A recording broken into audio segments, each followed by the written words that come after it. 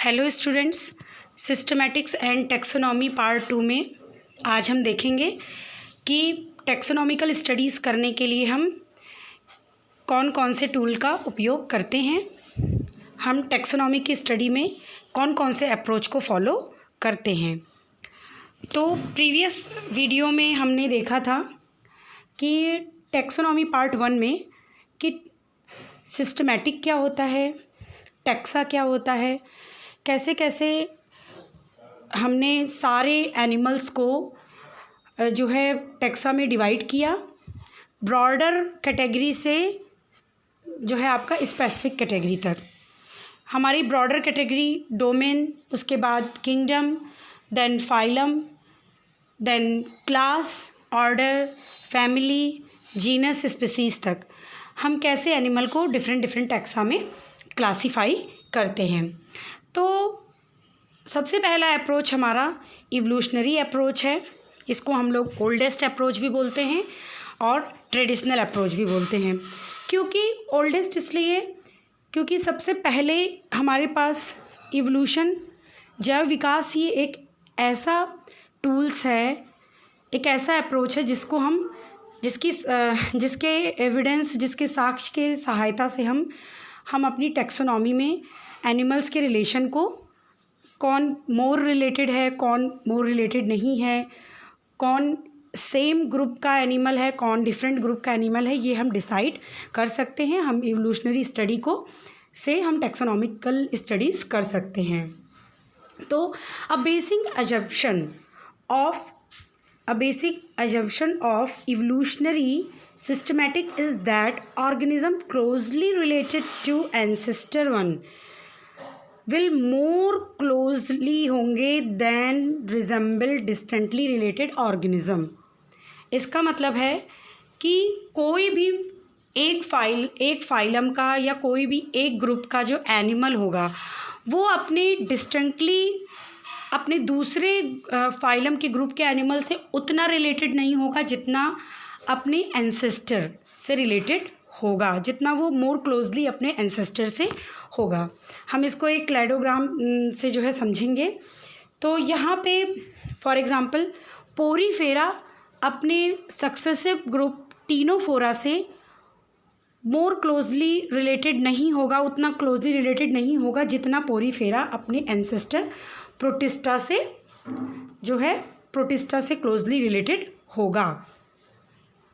Porifera जितना protista से related होगा उतना टीनोफोरा से नहीं। तो सेम हियर, टीनोफोरा अपने सक्सेसिव हेमिकॉर्डेटा से उतना क्लोजली रिलेटेड नहीं होगा जितना प्रोटिस्टा से। तो बिल्कुल साफ शब्दों में कहना है कि इवोल्यूशनरी स्टडीज़ करके हमें ये पता चलता है कि कोई भी सक्सेसिव ग्रुप से मोर क्लोजली रिलेशन ना हो करके अपने एंसेस्टर से, अपने प्रीवियस एंसेस्टर से कोई भी फाइलम के एनिमल मोर क्लोजली रिलेटेड होते हैं। अब हम कुछ एग्जाम्पल्स या कुछ जो है स्टडीज़ से ये बताएंगे कि कैसे इनका उपयोग जो है क्लासिफिकेशन में किया गया है। जैसे होमोलॉगीज़, एनालॉगीज़ एविडेंस ये बताता है। होमोलॉगस या होमोलॉगीज़ का मतलब होता है कि आपका एंसेस्टर सबके सेम होंगे बट वर्क जो उनका, वो सबका एंसेस्टर सेम होगा बट वो डिफरेंट ग्रुप में अरेंज हो सकते हैं। जैसे होमोलॉगस ऑर्गन का हम अगर एग्जांपल लें तो होमोलॉगस ऑर्गन में आप देखेंगे ह्यूमन, कैट, बैट के विंग्स, हॉर्स का लेग, इन सब की ओरिजिन, इन सब का एंसेस्टर सेम है बट इनका जो वर्क है वो डिफरेंट है। बैट फ्लाई करने के लिए, हॉर्स जो है वो दौड़ने के लिए अपने लेग का यूज़ करता है, ह्यूमन अपनी हैंड का काम करने के लिए यूज़ करता है। Same here by vestigial organ के ज़रिए भी हम देखेंगे एविडेंस को। वेस्टिजियल ऑर्गन में जैसे nictitating membrane, muscle of ear pinna. तो नेक्टेटिंग मेम्ब्रेन एक ऐसी मेम्ब्रेन थी जो आई में पाई जाती थी ऐसे एनिमल में जो वाटर में रहते थे या अंडरग्राउंड रहते थे। तो उनमें ये नेक्टेटिंग मेम्ब्रेन मॉइस्ट रखने के लिए आँख को हेल्प करती थी। या धूल से, इन सब चीज़ों से बचाती थी, बट ह्यूमन में उसका कोई रोल अभी बहुत ख़ास रोल नहीं है। तो ये सारे एविडेंस या मसल ईयर पिन्ना का जो पाया जाना है वो कुछ 4 पाए वाले जानवरों में, सपोज एग्ज़ाम्पल हाथी में साउंड फ्रीक्वेंसी को कलेक्ट करने के लिए होता था। उसी तरीके से मोलर, थर्ड मोलर जिसको हम लोग विजडम टीथ बोलते हैं, ये भी जो है जानवरों में जब वो प्लांट वगैरह खाते थे तो उनमें जो है ये यूज़ होता था। तो सक्सेसिव ग्रुप में इस तरह के एविडेंस मिलना ये प्रूफ करता है कि कहीं ना कहीं जो एवोल्यूशन हुआ है वो जो है वो प्राइमरी जो है फाइलम से ही हम कॉम्प्लेक्स फाइलम तक पहुँचे हैं। इस तरीके से हम इन एविडेंस के आधार पर ऑर्गेनिज़म को डिफरेंट ग्रुप में अरेंज करते हैं। अगला एविडेंस है एम्ब्रियोलॉजी से। तो एम्ब्रियोलॉजी में फॉर एग्ज़ाम्पल आप देख रहे हैं यहाँ पे fish, reptile, bird and human के जो है एम्ब्रियो का फिगर बना है। तो इनमें गिल्स का पाया जाना, टेल्स का पाया जाना, ये शो करता है कि हमारी ओरिजिन का जो हमारा जो एंसेस्टर है वो कहीं ना कहीं सेम है। और ऑर्गन्स, जबकि गिल्स जो है वो ह्यूमन में रूडिमेंट्री होता है, नॉन फंक्शनल होता है, बट फिर भी एम्ब्रियो में इसका पाया जाना या इसका प्रेजेंस ये शो करता है। ये एविडेंस है, क्लासिफाई करने में हम इसको यूज़ करते हैं। नेक्स्ट ये फिगर मैंने हार्डी, मिलर एंड हार्डले की बुक से लिया है, 2010 एडिशन से। ये बताते हैं कि organism in the same species are more closely related than organism in the same genus. Means कि सेम स्पीसीज़ का जो ऑर्गन होगा वो मोर क्लोजली रिलेटेड होगा देन जीनस से, सेम स्पीसीज़ के जीनस से। उसी तरीके से जो है आपका जो organism in the same genus, organism in the same genus are more closely related than in the same organism in the same family. तो जैसे जैसे हम लोअर स्पेसिफिक ग्रुप की तरफ बढ़ेंगे, तो फॉर एग्ज़ाम्पल हम लें तो मस्का के, यहाँ पे मस्का का एग्ज़ाम्पल दिया हुआ है। तो मस्का की जितने भी जीनस होंगे वो आपस में क्लोजली रिलेटेड होंगे देन जो है मस्का की फैमिली के सारे जो है सारे मेंबर से। तो ठीक है, उसी तरीके से मस्का की जो सारी फैमिली के ऑर्गेनिज़म होंगे वो आपस में मोर क्लोजली रिलेटेड होंगे देन ऑर्डर में जितने ऑर्गेनिज़म होंगे। ठीक है, तो इसी तरीके से हम आगे देखेंगे। अगला अप्रोच जो है हमारा वो है मॉलिक्यूलर अप्रोच। तो मॉलिक्यूलर अप्रोच रिसेंट अप्रोच है और बहुत ही रिलायबल है। Animal have DNA derive from common ancestor by comparing the sequence of जो है अदर एनिमल। ये रिवील करेगा कि वो दोनों का कितना रिलेशनशिप, कितना क्लोजनेस है आपस में। अगर हम दो एनिमल का टैक्सोनॉमिकल स्टडीज़ करना चाहें तो हम उन दो एनिमल का डीएनए सीक्वेंसिंग, आरएनए सीक्वेंसिंग करके सीक्वेंसिंग करने के बाद हम उनके जो है बेस पेयर को मैच करा करके ये देख सकते हैं कि दोनों ऑर्गेनिज़म एक दूसरे से कितना क्लोज रिलेशनशिप रखते हैं। तो and taxonomist can estimate the time को एस्टिमेट कर सकते हैं। इसीलिए हम लोग जो मॉलिक्यूलर एविडेंस है उसको मॉलिक्यूलर क्लॉक भी बोलते हैं। अब हम टाइम को कैसे बता सकते हैं मॉलिक्यूलर उसमें, क्योंकि डीएनए में म्यूटेशन जैसे फ्रॉम हम लोअर फाइलम से और हायर फाइलम के एनिमल के दोनों के डीएनए में अगर हम कंपैरिजन करें तो हम देखेंगे कि दोनों में काफ़ी डिफरेंस आएगा।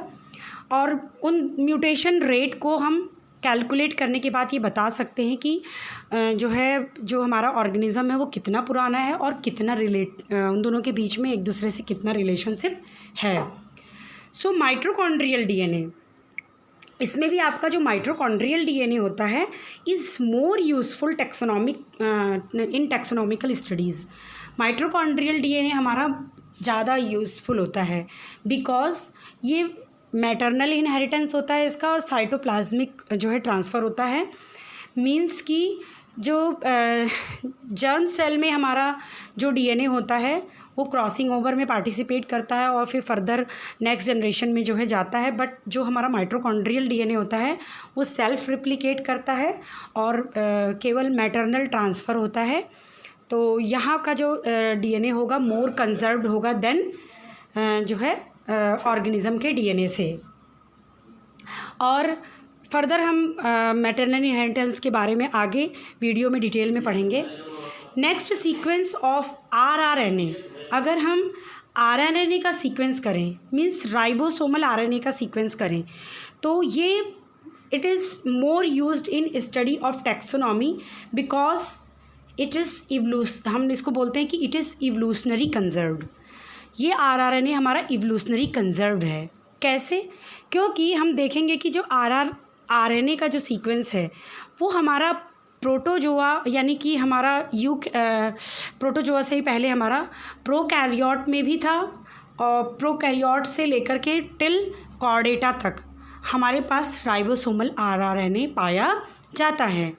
तो ये आरआरएनए की स्टडी जो है करने के बाद हम टैक्सोनॉमी में इसका यूज़ करते हैं और ये बताती है कि कितना हम दोनों का टैली करके ये बता सकते हैं कि कितना जो है लिटिल बिट चेंजेस हुआ है, कितना किसके बीच में जो है रिलेशनशिप है। तो इसीलिए हम इसको आरआरएनए के जो है सीक्वेंस को हम लोग इवोल्यूशनरी कंजर्वेशन भी बोलते हैं, क्योंकि मोर कंजर्व जो है ये आरआरएनए होता है, बहुत कम इसमें म्यूटेशन पाया जाता है। अब हम देखेंगे कि एनिमल सिस्टमैटिक्स में हम कौन कौन से टर्म का यूज़ करते हैं। तो सबसे पहले मोनोफाइलेटिक का मीन्स है कि monophyletic arrange animal into groups that reflect evolutionary relationship. Ideally these group include a single ancestor. Means कि मोनोफाइलेटिक ग्रुप के अंदर जितने भी एनिमल अरेंज होंगे उन सब एनिमल का एक सिंगल एंसेस्टर होगा, ठीक है। बट पॉलीफाइलेटिक ग्रुप की अगर हम बात करें तो पॉलीफाइलेटिक ग्रुप के अंदर जितने भी एनिमल अरेंज होंगे उनके एंसेस्टर अलग अलग होते हैं। फॉर एग्ज़ाम्पल हम इसको और डिटेल में जब प्रोटोजोआ पढ़ाएंगे तो हम और डिटेल में इसको बताएंगे कि प्रोटोजोआ को हम लोग पॉलीफाइलेटिक ग्रुप में रखते हैं, क्योंकि प्रोटोजोआ के अंदर कुछ एनिमल के कैरेक्टर जो है वो प्लांट कैरेक्टर से भी मैच करते हैं, कुछ के जो है वो एनिमल कैरेक्टर से भी मैच करते हैं, जिसकी वजह से हम लोग इसके यहाँ पे एंसेस्टर अलग अलग हो जाते हैं। अब now the pattern of organisation हम देखेंगे। तो सबसे पहले हम किसी भी एनिमल के ऑर्गेनाइजेशन को देखने के लिए हम देखेंगे कि उसका मतलब कोई भी एनिमल का ऑर्गेनाइजेशन कैसा है। तो one of the most important evolutionary changes is reflected in the body plans, कि जो है पर्टिकुलर एनिमल का अगर हम उसको स्टडी करेंगे तो उसका बॉडी प्लान कैसा है। तो this body plan is called symmetry. तो सिमेट्री का क्या मतलब होता है समझिए, इट इज़ वेरी इंपॉर्टेंट। लगभग जो है अब आप जैसे स्टार्ट कर रहे हैं जूलॉजी के क्लासिफिकेशन को तो ये वर्ड बार बार आएगा, ठीक है। जब भी हम किसी एनिमल का कैरेक्टरिस्टिक फीचर्स शो करेंगे तो उसमें हमें लिखना पड़ेगा कि उसकी सिमेट्री कैसी है, ठीक है। तो described how the part of an animal are arrange around a point और एन एक्सिस। इसका मतलब है कि सिमेट्री का मतलब होता है कि अगर हम एक एनिमल से किसी भी एनिमल पर अगर हम कोई सेंट्रल पार्ट या कोई प्लेन एक्सिस हम पास करें तो वो प्लेन एक्सिस पास करने के बाद एनिमल क्या इक्वल हाफ पार्ट्स में डिवाइड हो रहा है, क्या उसके सारे जो ऑर्गन हैं उस एक्सिस के चारों तरफ अरेंज हैं। अगर उसके जो एनिमल के जो ऑर्गन होंगे ये अगर वो उस एक्सिस के चारों तरफ अरेंज होंगे तभी उस एनिमल में सिमेट्री पाई जाएगी। और अगर कोई भी सेंट्रल पार्ट और एक्सिस जो है उस एनिमल से इक्वली पास नहीं होता है तो इट मीन्स कि वो एनिमल में कोई सिमिट्री नहीं है। फॉर एग्ज़ाम्पल अगर हम सिमिट्री के टाइप्स देखें तो सबसे पहला है asymmetry. Asymmetry is the absence of a central point और एक्सिस, मतलब किसी भी एनिमल का एसिमिट्री का मतलब, एसिमेट्रिकल होने का मतलब होता है कि उसमें हम कोई भी सेंट्रल एक्सिस या सेंट्रल पॉइंट नहीं डिसाइड कर सकते हैं। उस एनिमल को दो इक्वल पार्ट्स में डिस्ट्रीब्यूट नहीं कर सकते हैं, उसके जो है ऑर्गन पार्ट्स को भी इक्वली डिस्ट्रीब्यूट नहीं कर सकते हैं। तो asymmetry is the absence of central point और axis around where body parts are equally distributed. तो इसमें दो ग्रुप आपके आते हैं, फाइलम प्रोटोजोआ एंड स्पॉन्जेस। क्योंकि protozoa already single cellular animal है और वो होल जो एक होल बॉडी है, होल एक सेल है, वही एज ए एनिमल वर्क करता है, सारी वर्क बॉडी के सारे काम वही करता है। तो वहाँ पे कोई भी ऑर्गन नहीं पाया जाता है, जिस वजह से हम कोई सेंट्रल एक्सिस जो है पास नहीं कर सकते हैं। सेम एज स्पॉन्जेस में भी ग्रुप ऑफ सेल है और जो कि पर्टिकुलर अपने अपने काम कर जो है कोई अलग अलग काम करने के लिए जो है वो ऑथराइज्ड हैं, तो इसको भी हम इक्वल पार्ट्स में डिवाइड नहीं कर सकते हैं। But the second is radial symmetry. तो radial symmetry is the arrangement of body parts such that any plane passing through the central axis, अगर हम किसी प्लेन को जो है उस एनिमल से पास करें, सेंटर को मानते हुए पास करें, तो then it divides the animal into mirror image. तो वो एनिमल को बिल्कुल मिरर इमेज में डिवाइड कर देगा। दोबारा से ध्यान से सुनिएगा इसको। रेडियल सिमेट्री का मतलब है क्योंकि एक रेडियस बना करके डिवाइड करना। सपोज़ आप किसी राउंड पार्ट को जब आप डिवाइड करते हैं तो अगर आपको उसकी रेडियस पता है तो एक पर्टिकुलर उसके डाया से आप उसको दो भागों में कट कर सकते हैं। ऐसे ये कोई एनिमल है, सपोज़ उसके बीच से आप सेंटर पार्ट ऐसे सेंटर से प्लेन पास करिए तो ये दो पार्ट में डिवाइड हो गया, एक पार्ट ये एक पार्ट ये। अब दोनों के पास अगर इसके पास जो ऑर्गन है बराबर में अगर चारों तरफ अरेंज हैं तो आधे ऑर्गन इधर और आधे ऑर्गन इधर, और ये दोनों पार्ट एक दूसरे के मिरर इमेज होंगे। तो रेडियल सिमेट्री में आपका जो है हम किधर से भी अगर एनिमल को ऊपर से अगर हम किधर से भी प्लेन पास करें तो एनिमल इक्वल पार्ट्स में ही डिवाइड होगा। तो इसके एग्जाम्पल हैं phylum coelenterata and phylum ctenophora. अगला है बाइलेटरल सिमेट्री। तो bilateral symmetry is the arrangement of body parts such that a single plane passing, देखिए यहाँ पे एक single plane passing between the upper and lower surface at longitudinal axis. Suppose ये कोई animal है, अगर हम केवल लॉन्गिट्यूडनल इस तरीके से एक प्लेन पास करें तो this plane can divide the animal into two equal halves. दो इक्वल हाफ में जो है ये एनिमल को डिवाइड कर देगा और दोनों इक्वल हाफ एक दूसरे के मिरर इमेज होंगे।